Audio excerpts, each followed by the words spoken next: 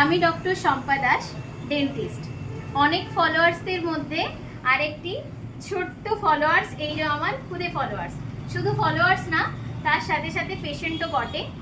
ওর আগে ওর সাথে একটু পরিচয় করাই, তারপর ওর মুখ থেকে শুনবো ওর কি কি ট্রিটমেন্ট হয়েছে। আচ্ছা আচ্ছা, আর একটা কথা আমি বলি, এটি আমার পেশেন্ট, তার সাথে এটিও আমার পেশেন্ট, ঠিক আছে? যেহেতু এর আবদার ভিডিও হচ্ছে, ওরও আবদার ও দিদিভাইয়ের পাশে বসবে, ঠিক আছে? তাই এর রিভিউ হবে না, রিভিউ হবে এর থেকে, ঠিক আছে? আচ্ছা, তোমার নামটা কি বলো? ক্যামেরার দিকে তাকিয়ে বলো, বলো। অহনা ঘোষ। বাড়ি কোথায়? কোন ক্লাসে পড়ো? ক্লাস 3। তোমার কি হয়েছিল? একদম শেষের চুয়ালে হ্যাঁ, দাঁতটা আরসিডি হয়েছে। আরসিটি হয়েছে? কোন দাঁতে? মোলার দাঁতে? হ্যাঁ, দিয়ে আরসিটি হয়েছে। কতবার আসতে হয়েছে তোমাকে আমার কাছে? আর তার আগে কি হতো? যন্ত্রণা হতো? আরসিটি হয়ে যাওয়ার পর ক্রাউন দিয়েছি, আর ব্যথা হয়? খেতে পারো? হ্যাঁ, কতদিন হয়েছে? প্রায় 6 মাস।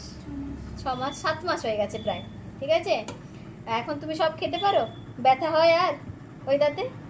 আচ্ছা, ওর আপার ফার্স্ট মোলারে ওর হচ্ছে গ্রসলি কেরিস ছিল এবং খাবার ঢুকে গেলে পেন হতো, তো ওটা আমরা আরসিটি করে দিয়েছি। তো এবার প্রায় 6 মাস হয়ে গেছে। তোমার বয়স কত? 9 বছর। তখন 9 ছিল, এখন 9.5 নাকি?